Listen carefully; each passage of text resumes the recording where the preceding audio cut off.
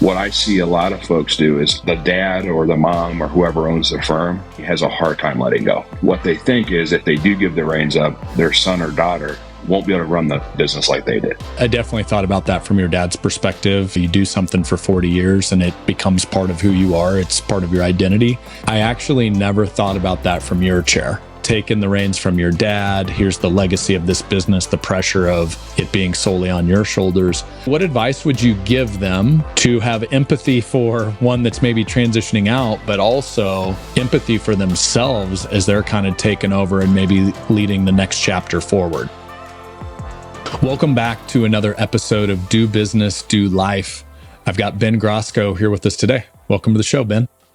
Hey, Brad. Thanks so much for having me. Looking forward. I listened to the podcast for a number of years, and I've always gotten insight from just who you bring on, and whether it's advisors or just trendsetters in the industry. You always learn something. So I'm pumped to be here and chat it up with you.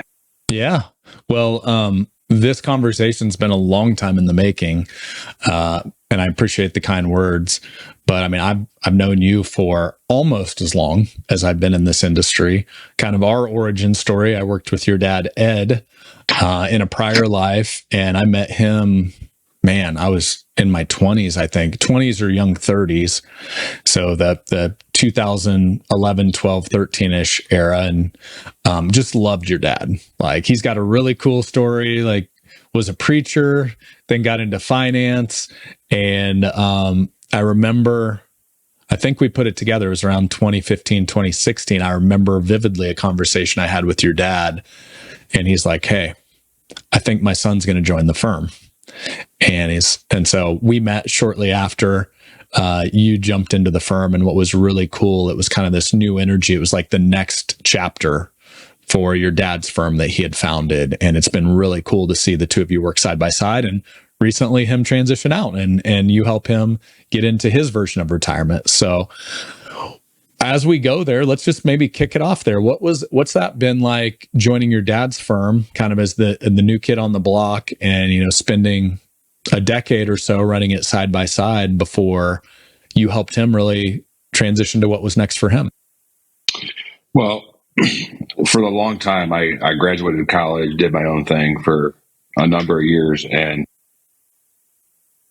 like you said, my dad was a preacher. He was in the business, started a church for 12 years or so, and then got back into the business. Just a amazing person with relationships.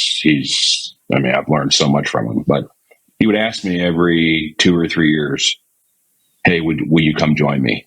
I've been, your mom and I have been praying that, my brother was in the military. That wasn't really an option for him, but we've been praying that you would join us. And he would ask me, I'm telling you, every couple of years at least. And I just, he was my dad, and I wanted to do my own thing. I never wanted to feel like I didn't earn what I had per se. I didn't want people to look at me saying, hey, you know what? Your dad gave you everything. That's why that's where you're at. That's kind of where my head was at. Yeah. And finally, it was like 2013. I had my first child, Lincoln, and it was a couple of years into it, and I was doing well. I was in the health insurance Medicare space, and I had built a great business. And I just thought, you know what? There's got to be more to for me. Mm-hmm. And something on my heart just said, you know what? Maybe I should entertain joining my dad as a partner. So my wife and I had called my mom and dad, and I'll never forget it. They came to my house, and we sat at the table, and I just kind of like told them what I thought, poured my heart out with some ideas, how we could grow. And, of course, she started crying and couldn't believe that I was going to join them. So kind of emotional when you think about pulling that out of me. And I joined him about the end of 2015, 2016, where I knew a lot about the space. I knew, he did a lot of life insurance. That was basically his bread and butter, was more business owner life insurance planning, obviously asset protection. Never really, money, managing money per se. So I thought, what a great way. I'm a totally different person than he is. We have different personalities, but same goal, same mindset. And that's kind of how it all started. It was tough at first. Just thinking back, since we're so different, the first couple of years were so challenging. Just until we really found out how each other worked, what maybe upset me, what upset him. Then I would say after probably 3 years or so into it, it was really smooth gliding. I knew at the end of the day, he had a great heart, and he may have done something. He wanted to do something. That one thing about our family, we're so passionate about everything we do, and that bleeds into business, and it bleeds into when you think something, you're just so passionate that you do it. And then once you kind of look back and say, you know what, from a heart standpoint, everything he's done he had a good heart about it, and he looked at me and said, you know what, I wasn't doing anything to make you upset or, I had great intentions per se. And then once we ironed that out, it was really smooth sailing, and it was off to the races for us. Yeah. You see it a lot in finances. Just there's a lot of family businesses where it's the blessing and the curse. It's like, it's a beautiful thing because, who can you trust more than your family? And at the same time, because you know them so well, when you have different opinions or you see the world differently, I've definitely seen plenty of that over the years. And it's just cool where you start to evolve and grow and mature. It's, as a business coach told me, your differences are your strengths, although they sure don't feel that way in the moment.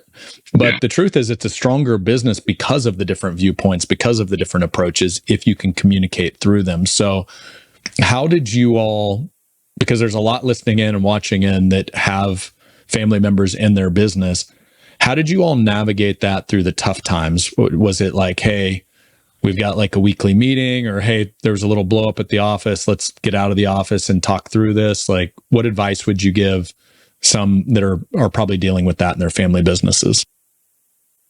Well, it's almost, what I think a lot of people do is they hold things in. It's no different than a marriage, right? You hold things in, and obviously the longer you delay bringing something up, the bigger the issue gets. Then it's just a pile on is all it is. So, fortunately, you never could time when the differences would come or the yelling. It was not really any yelling or screaming. It would just, every now and again, you just get, after the build up. So I would say the big thing is, just like anything, you got to, if there's an issue, you got to confront the issue early on. Don't let something build up. But that's probably just in life in general. I try to live by that, even though I'm not perfect. Especially guys, we all hold, a lot of us hold a lot in. That's the fortunate thing, I would say. Teaming up with you guys is, even years ago, it's you can talk not only about business, right? You can talk about, life in general.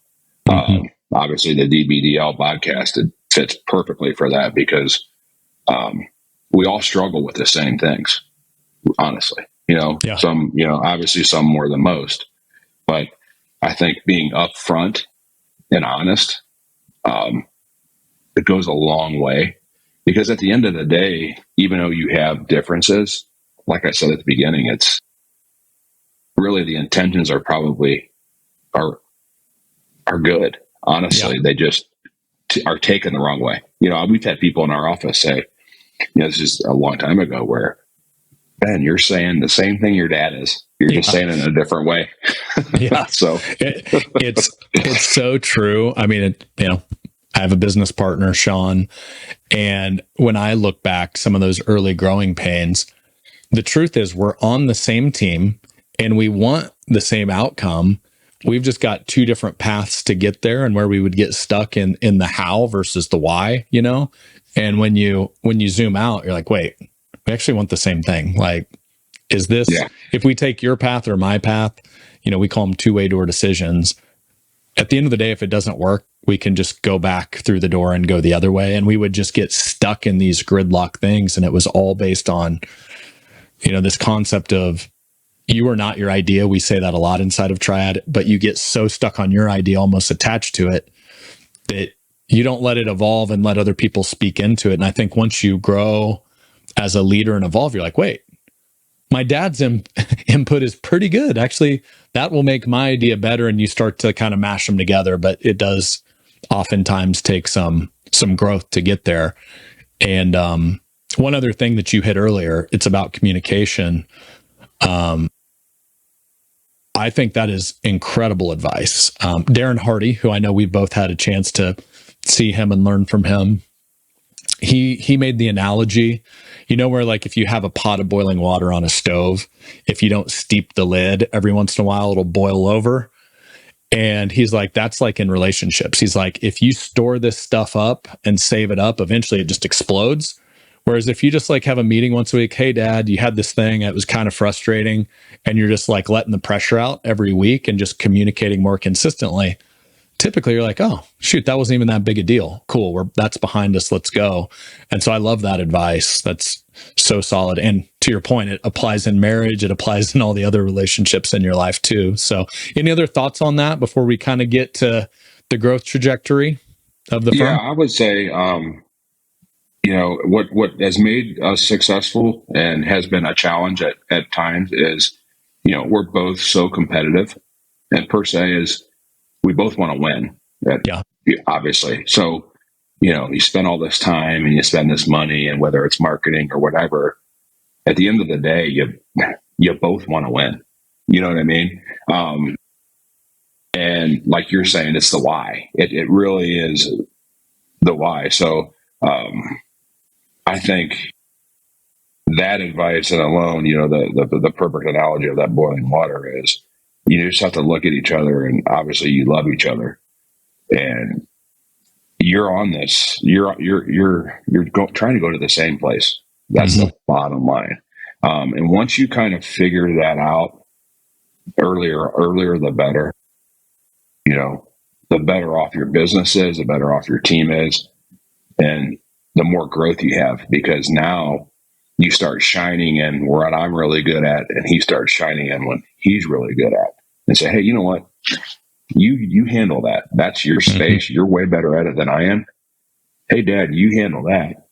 And then as the years went on, as my dad got older, it was less of him handling much and me and the team handling most of it, which has been a great transition. Yeah. Well, let's follow that track. So before we hit record here, we kind of did a trip down memory lane. And what's cool is I was there for most of it. So you joined I started working with your dad kind of early 2011, 12-ish, and very much like solo advisor, small team around him.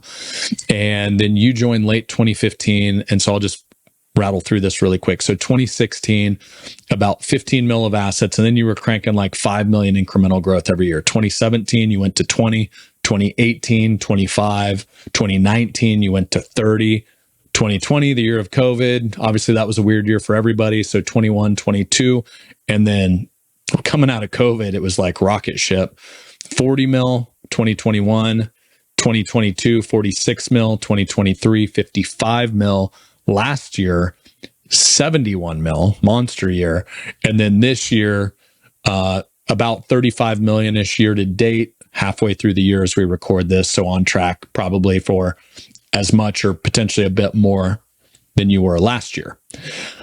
So also, you transitioned your dad out of the business and took over the firm. When did that become official? Was that last year? Was that 2024? It was official? Yeah, last January. January. So it was official. Yep. So he hasn't, in a sense, transitioned out. He's, so he basically works for me now. Still has a lot of input. Spends a lot of time with my mom in Florida, traveling, that type of thing. But the fortunate thing is he loves to work and loves to, let's say work. He just likes to be around. You know what I mean? Show up and maintain the relationships he's built over his life. Makes sense. That's it. And just be around the office, the energy, the excitement. So he comes in when he's home, he comes in basically every day. And he does a lot of ministry things now, which is awesome. So his passion was ministry early on.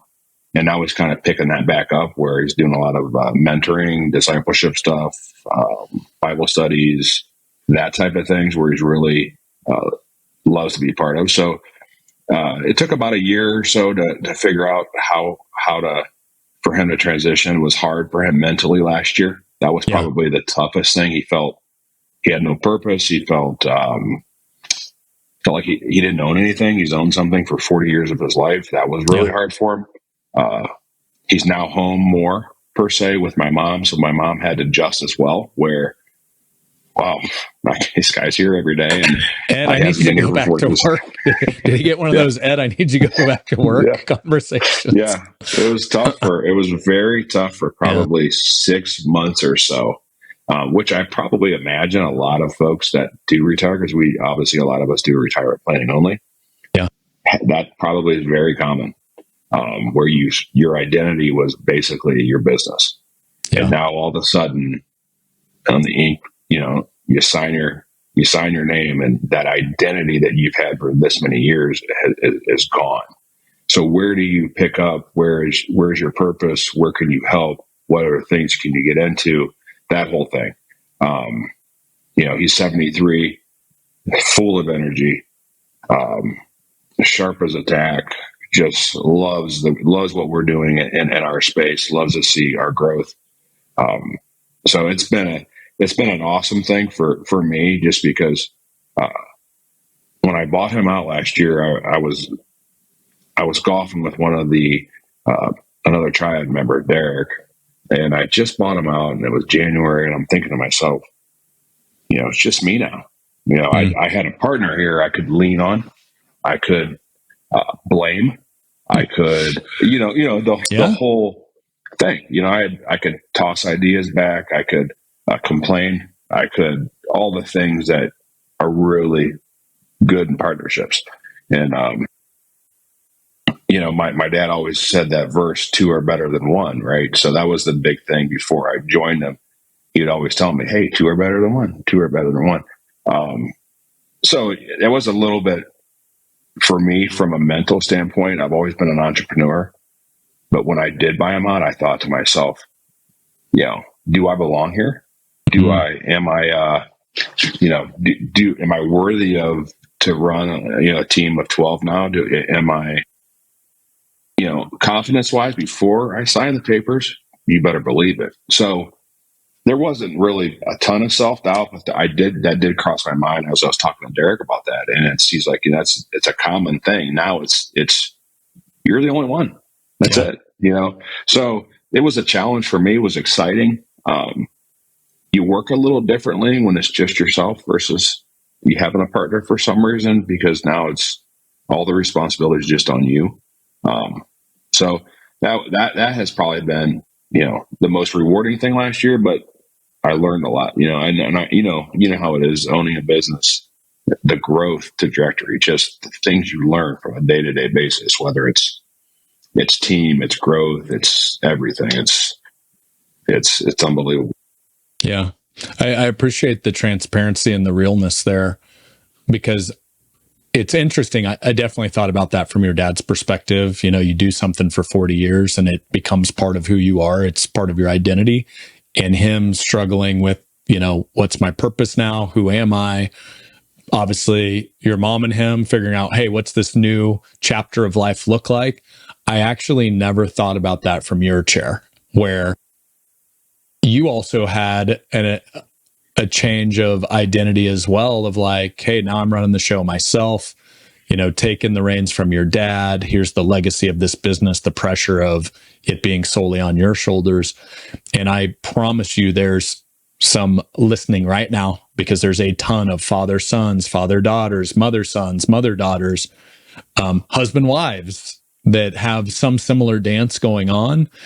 And so what advice would you give them to have empathy for one that's maybe transitioning out, but also empathy for themselves as they're kind of taking over and maybe leading the next chapter forward? I would say that I guess the best advice is I feel like I've talked to a lot of father son, our business is a family business. And I truly believe the people that work with us love that feeling, that family feel. Even our team, we have an amazing family feel. Like we're all really tight. Culture is awesome. But I feel like my dad was one thing about him. He had a lot of ideas, but he was he would do anything. He may balk at first, but he would trust you. He would say yes. So I think the biggest advice I could give, and the best thing for me, is he trusted me. He trusted my ideas. He trusted my passion. And I wasn't always right, but from a trajectory standpoint, he saw the value in that.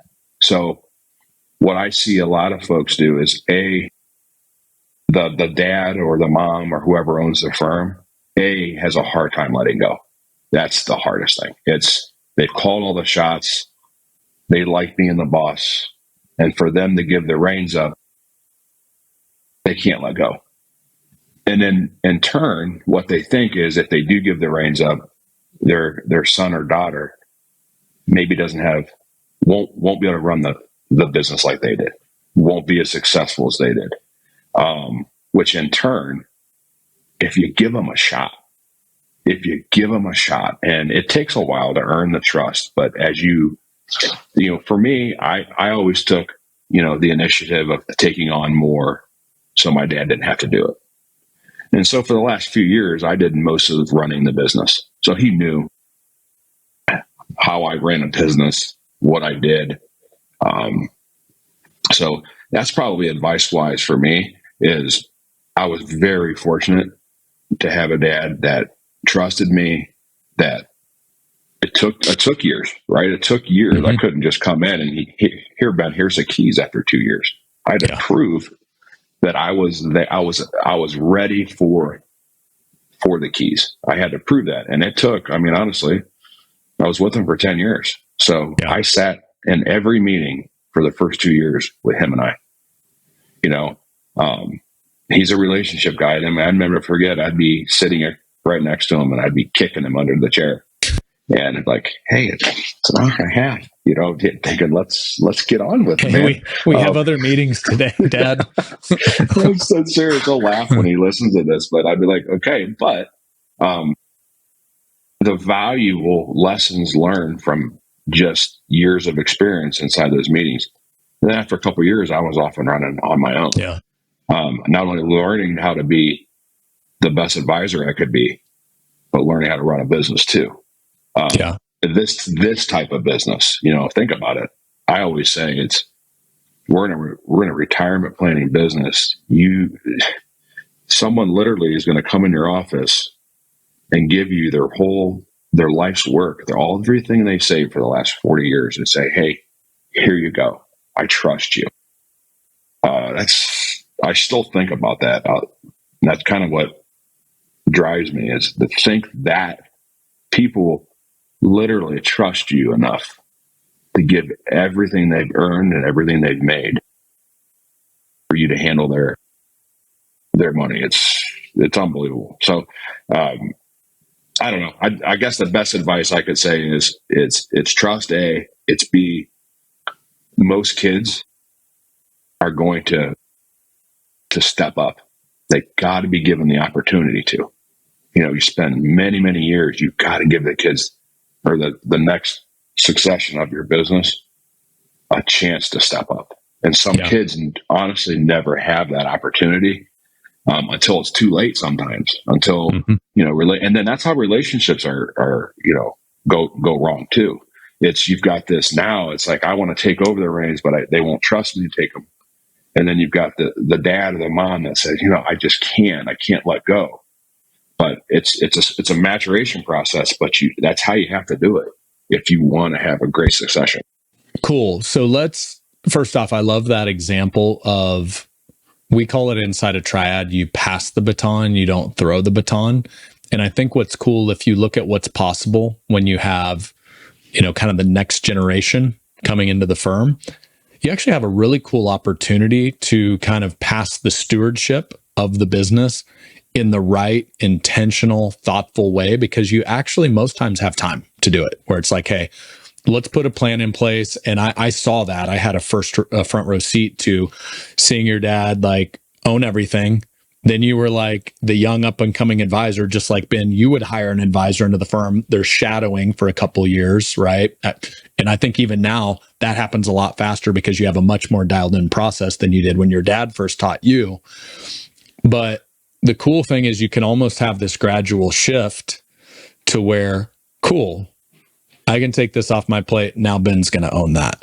And what's cool is that's a lesson just in all of business. As you transition from being a financial advisor to a business owner to a CEO, you can do that with all the roles inside of your company, is start to hand off the stuff maybe you're not that great at, you don't enjoy doing that much, but done in an intentional way, the passing of the baton in a thoughtful way, versus the other way I see it done a lot in finance, which typically does not end well.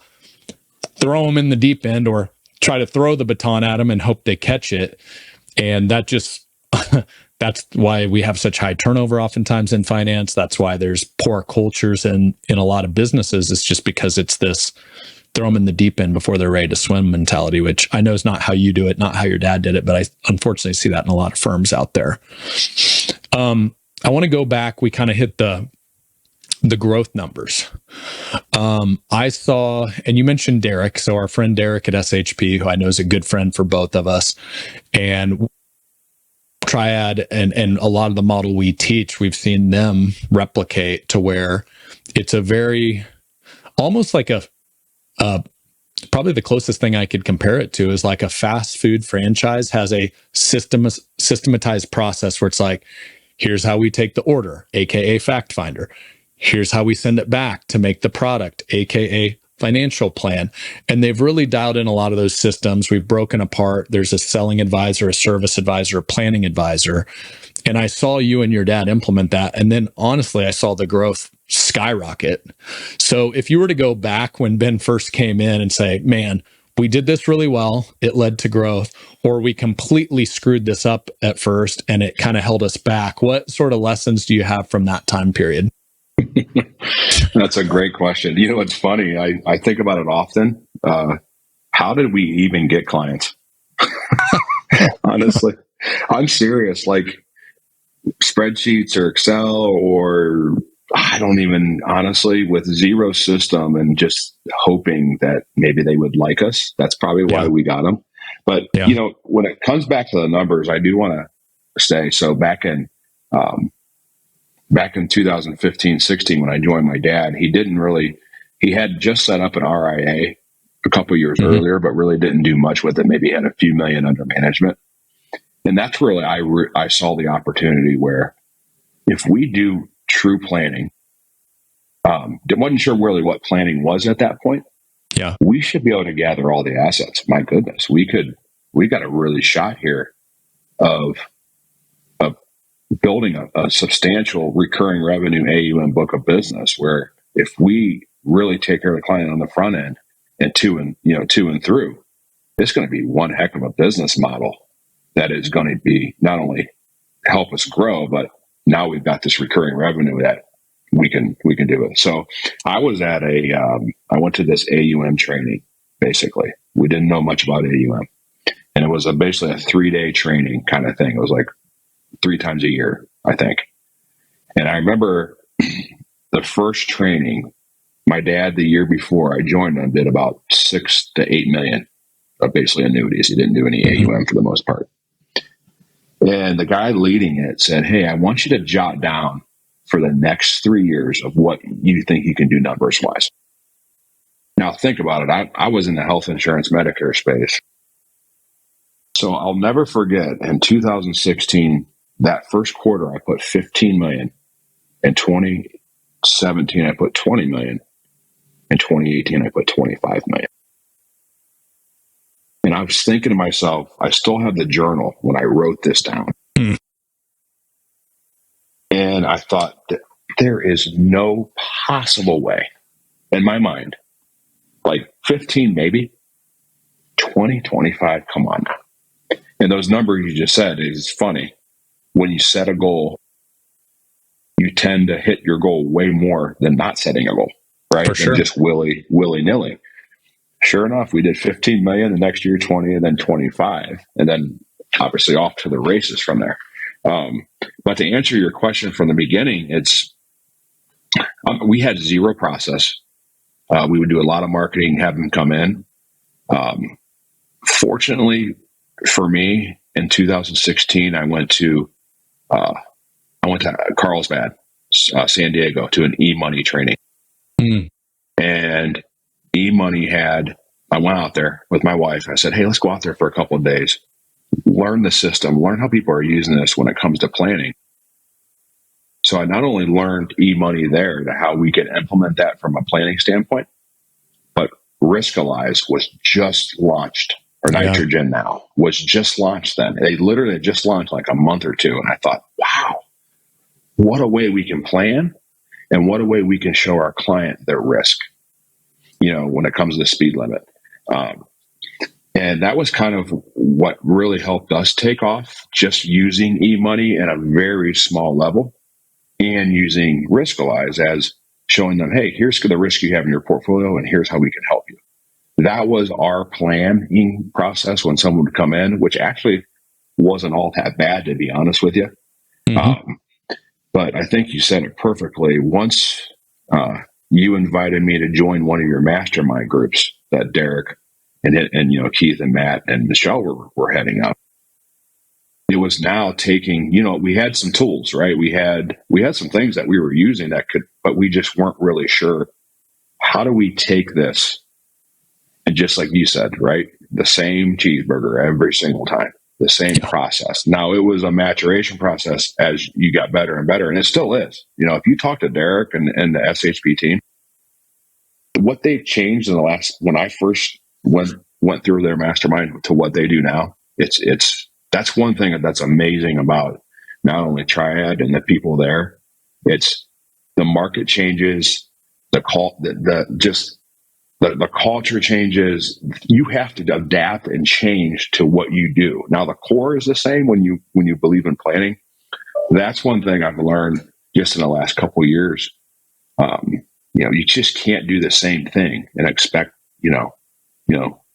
different results. You have to change how you're planning. Because honestly, think about it, man. AI. You've talked about that. Just everything in our business that can help us serve our customers and our clients better. So I would say process driven, naming your process is a huge thing. That was a big thing you always push. Hey, you've got to have ownership in your process. You've got to name your process, have ownership in your process. So people are buying that plan. People are saying, you know what? I don't have a plan for the next 25 years of my life. Will you help me? Will you build this for me? And that's kind of where it was born. And then I would say once we started adapting that, we had more people that came in our office that said, I want that. It's exactly what I want. And think about this. This was far before anybody else was even doing this. Yeah. Now I see other advisors and different outfits claim that maybe they do planning, but a lot don't do what we do. Yeah. Well, you hit so much there. So I'm going to kind of rewind and unpack a few things. First off, your last point. I look back, I think I started that mastermind with the SHP crew 2017, 2018. And it was because it was not a new idea to kind of create your own proprietary process and name your financial plan. But what happened was everybody wants the easy button in business. They want to just, I don't want to think about it. That other advisor's website looks pretty cool. Can you just take theirs and put it on mine? It's like this copy paste. And the problem with that is then it's just like me starting a hamburger stand and saying, this Big Mac sounds pretty cool. Let's just do that too. I have no belief in it. I know it's a fraud, authentic thing where I've just copied somebody else's. So I really don't care about it. I'm not passionate about it. And also, I don't deliver on a recipe I don't know how to make. Right. So what I saw with you and your dad, and just real talk, because I know you're cool with it. Your dad was manning one cash register. He brings in Ben to start the second cash register up. You look from just business 101. Now you have twice the capacity once you're able to, see clients yourself. But what I see happen so much is you've got one cash register making the Whopper like it's Burger King. You've got the other cash register making a Big Mac like it's McDonald's. And I know you and your dad struggled with that. I remember distinctly a call on my back deck where I was talking with both of you. And the frustrating part would you'd be like, well, dad's just kind of going old school with it, yellow pad. I'm over here trying to use e-money. And there was almost this tug of war, but you worked through it to where you could start to systematically deliver the same product with the same process, with the same approach. So there was consistency. And that's the first thing I see get in the way of scale for a lot of firms is they haven't actually slowed down enough to systematize how they build a financial plan and keep it consistent for all advisors on the team. But yet their website says they do. They just don't deliver on any of it. It's just like this copy paste and like it's a marketing gimmick, not an actual process of how they build a plan. So I know you had some pieces of struggling with that and getting there. How did you guys battle through that? I would say probably the biggest differentiator for us was we had hired a guy 7 years ago he worked at Edward Jones and BNY Mellon, but never had any kind of experience that we had. I would say we always had someone else in our meeting, right? It's never been just one person. There's always been a planner in our meeting. So we still do that to this day. We always have two people in a meeting. I would say the biggest change would be adding someone in your meetings, especially for my dad, because from a technology standpoint, he needed someone to help man the plan. He wasn't going to be on the computer clicking changes and this and whatever. So from that standpoint, having someone that was really good at it, that could help really like you said, first meeting, second meeting, between there, you need someone to build that plan for you, and then have someone execute in your meeting the plan you built for them. Now you are going to be the person that's a quarterback. You're going to handle the meeting. But now when I have someone in my meeting that has built that plan, they in a sense sell the plan. Yeah. I open it up and they sell the plan. I don't have to really sell anything inside the plan, if you even call it selling, which has been amazing, because just what you said, taking the model of an advisor, service advisor. Well, that planner that's been in our meetings now has grown to be an advisor and a service advisor. Well, they've sat in all these meetings, built relationships with all of our new clients. It's a super easy transition for our client to say, hey, I know who that is that was in my meeting. I'm okay with that. They built my plan. They know my plan. So that's been the amazing thing for us, is having someone in there that's way different than we are, sharper than we are when it comes to the technology side and showcasing plan wise.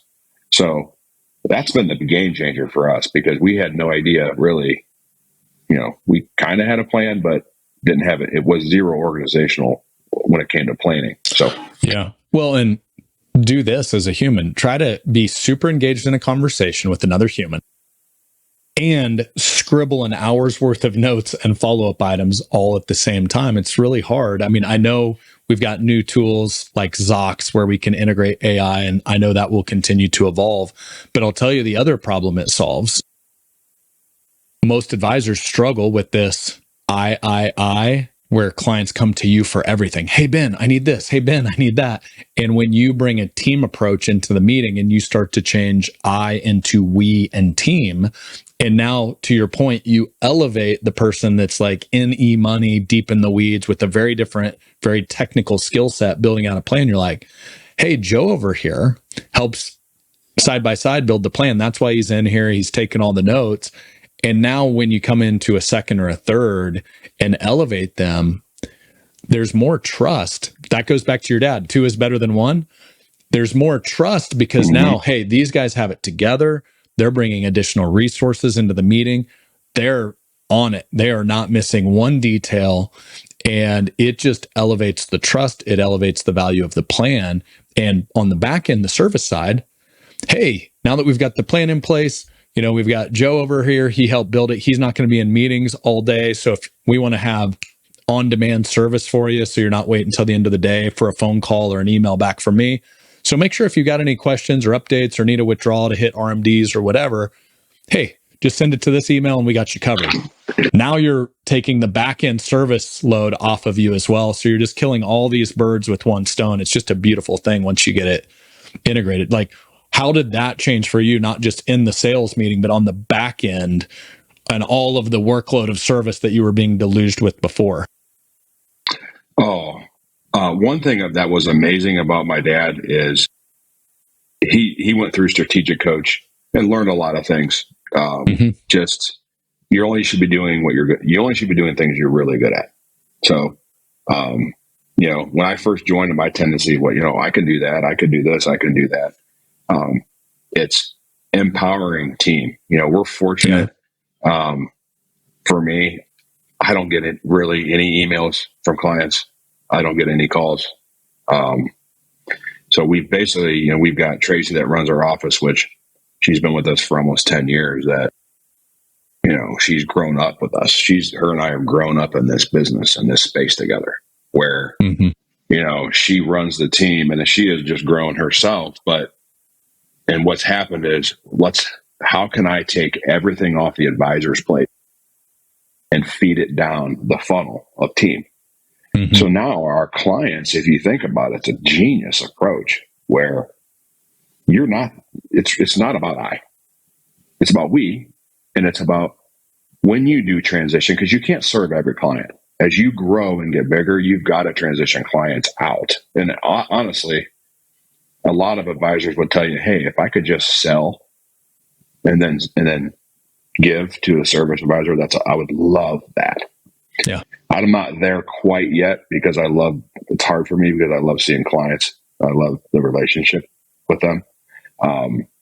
You know, but it's a great approach when you think about team where now all your clients are really getting engaged with every aspect of your team, which has been a game changer. And we've learned that a lot through the masterminds and SHP's model that does a lot with Triad on, you know, how do you empower your team, you know, to grow, to feel like they're you know, you're grateful for them, and they have a vision forward where, hey, I'm here right now. There's a lot of growth for me.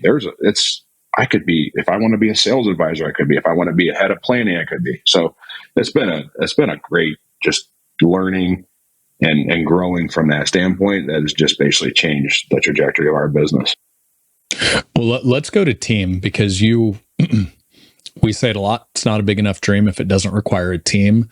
And going back to kind of that era when you first plugged into that mastermind, 2017, 2018, much smaller team on your side. I can tell you SHP, their team was 25, 30, and now they're approaching 60 team members. So they've almost doubled from that time frame.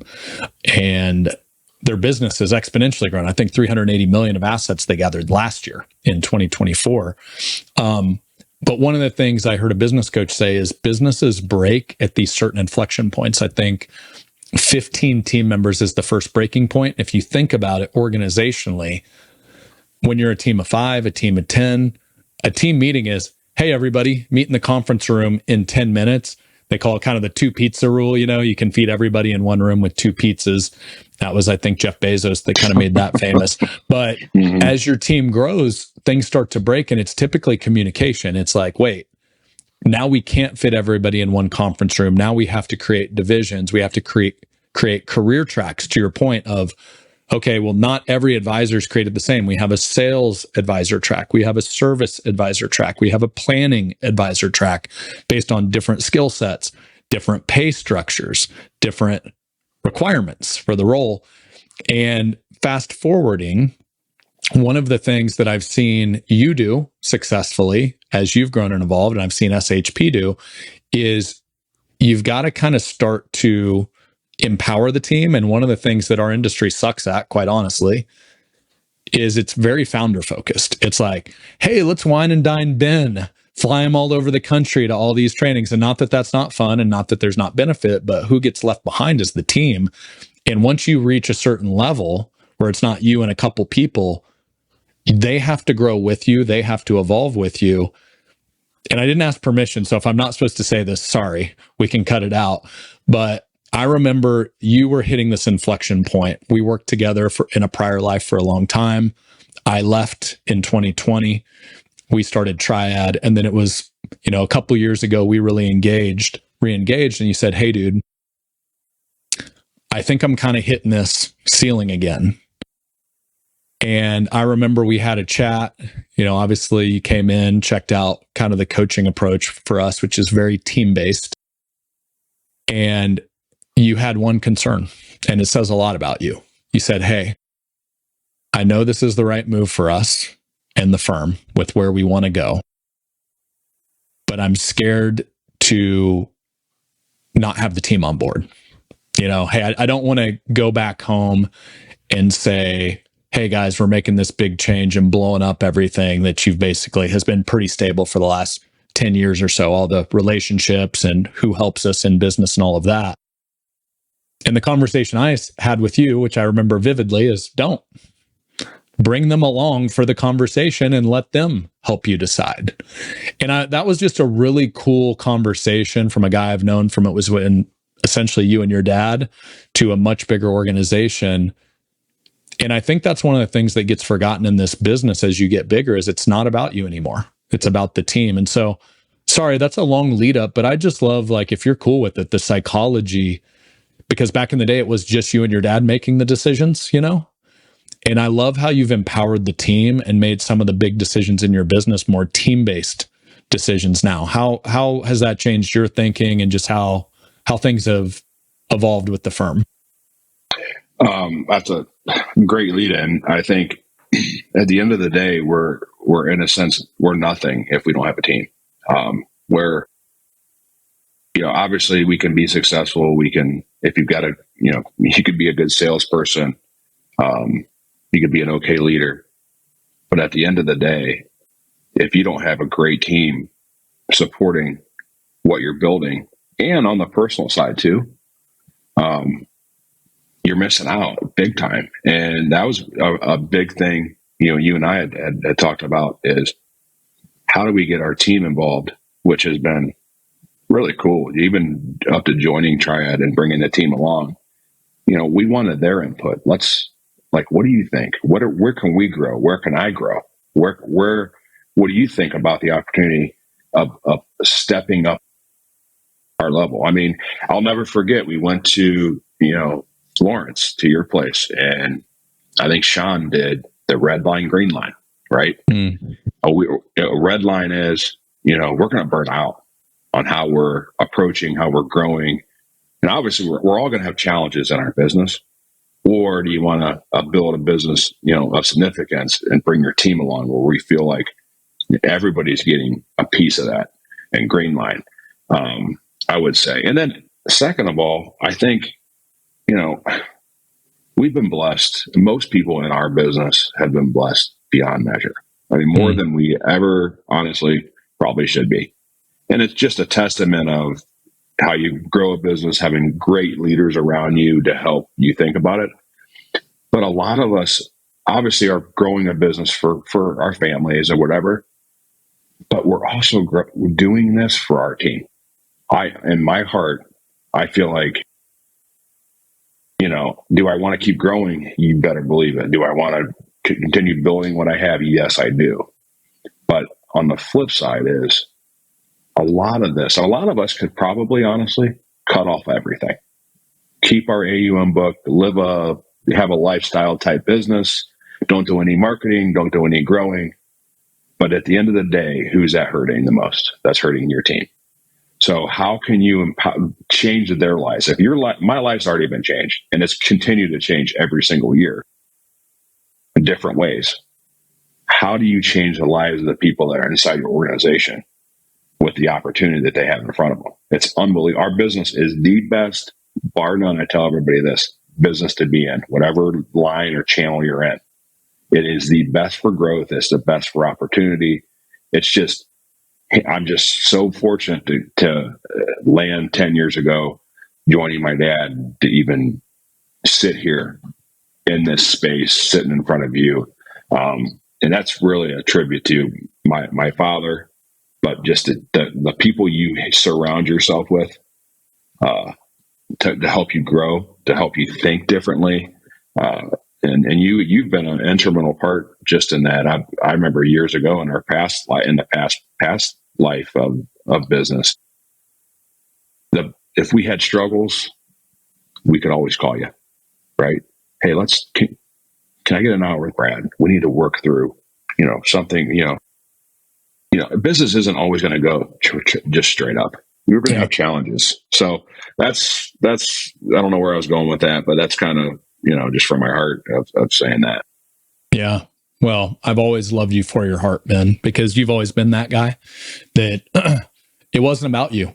Like you were never the guy that came in with big ego that, pounding the chest. Here's how much business we did last year. You always were super grateful for the team, which is one of the things that's led to your success. And I know a lot of that came from your dad and how he led when you came into the business.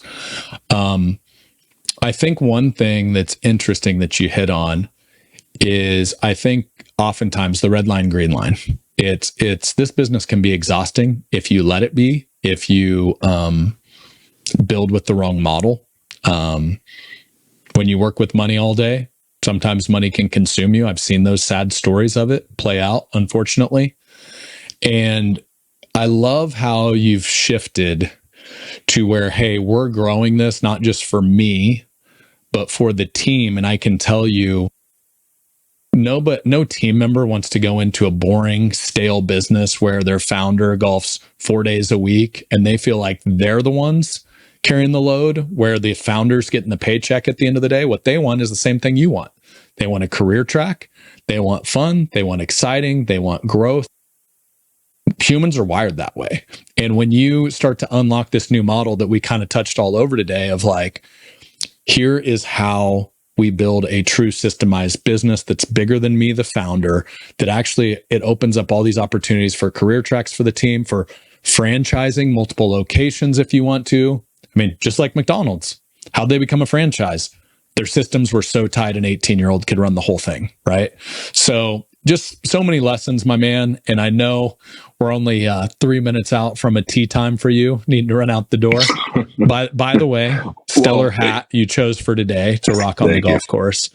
Hey, you know what? One thing I will say is, which has been amazing, is when obviously, you go through ups and downs in business, and even numbers could be great, but team could be lacking, or team could be great and numbers aren't as good. You know how it is. It's just a cycle of business. The thing is, if you're not this year has been more of a challenging year for us, but a year of growth. We look at that and say, you know what can we learn? Market's been different, and we know at the end of the day, we're going to hit our goal of what we're trying to achieve. But for me personally, I feel like I'm letting the team down. And I, in a sense, don't have any control of that. But I feel like, because there's a certain pace you like to go at in business. And it's not, for me, it's not just to sit around and chill. It's not super fast, not crazy fast. It's a nice, steady marathon jog.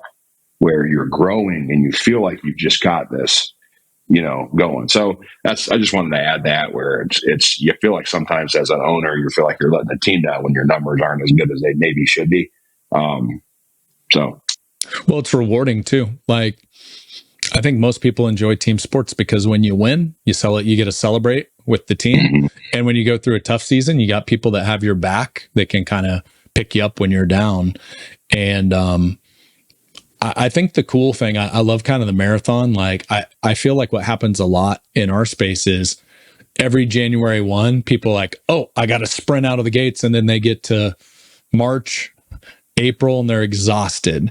And when you build things the right way, you can actually create consistent growth that creates freedom in your business and your life and career tracks for your team. And so they're growing, you're not grinding yourself down to the bare bones. And it's just a beautiful thing. And so on that note, final question for you. I know based on your hat and based on who you are, you're a very do business, do life sort of guy. So I would love to hear Ben's definition of what does do business, do life mean to you? It's a great concept. It's before I joined Triad, you trademarked the DBDL, do business and do life. And first and foremost for me is this business, I wouldn't be doing life at all if I didn't surround myself with the people in this business. So that's my first takeaway was we all have a decision on who we get to hang out with, who we get to spend our time with, who we get to grow our business with. And I thought about that a lot before I joined Triad. It's who do I want? Am I going to sit in a room with? Who do I want to sit with? Talk about my problems in my business or how I can grow or what I need to do to be a better leader, etc. And then in turn, from a personal standpoint, my life's going to be better because I'm making better choices in business. But my relationships, just by doing business with the people I love, I'm doing life with those people too. It's a full circle thing for me. So that's why, in a sense, I joined and our team joined Triad. I thought about that for a long time. Who do I really want to be sitting across the table with and doing business with? Because at the end of the day, I want those same people to do life with too. So, yeah. Well, hey, dude, I don't take that lightly. One of the hardest decisions I ever made in my life was leave a pretty cool spot that I grew up in the business and learned so much. And, if it wasn't for that chapter, the second chapter of Triad wouldn't have been possible. And I will say, like, brutally, transparently, like, I left a lot of really good friends behind, and you were one of them. And, I had to get at peace with, it was kind of the field of dreams. If you build it, they will come. And I knew we were trying to build things very different, very intentionally. It wasn't built on just work with everyone and, premium is your ticket in the door. It was, let's do business with people that we really want to do life with, that are both sides of that equation. And you were one of the guys that I can say, like, I was like, man, I hope someday Ben hits me up and we can see what that looks like for him. And so it was when you joined, that was a true, like, a moment for me looking back where I was like, man, what we thought this could be is actually coming to reality. So I appreciate your trust, man. And it's awesome to get to hang a lot more with you. And we got a lot of fun adventures in front of us. So with that, I know you've got a tea time you got to run to. So love the conversation, my man. Thanks for sharing all out. And there's going to be a ton that I know everybody watching and listening in will take from this. So appreciate awesome, you, brother. Man. Appreciate you, Brad. And appreciate the friendship more than anything. So thanks for having me too.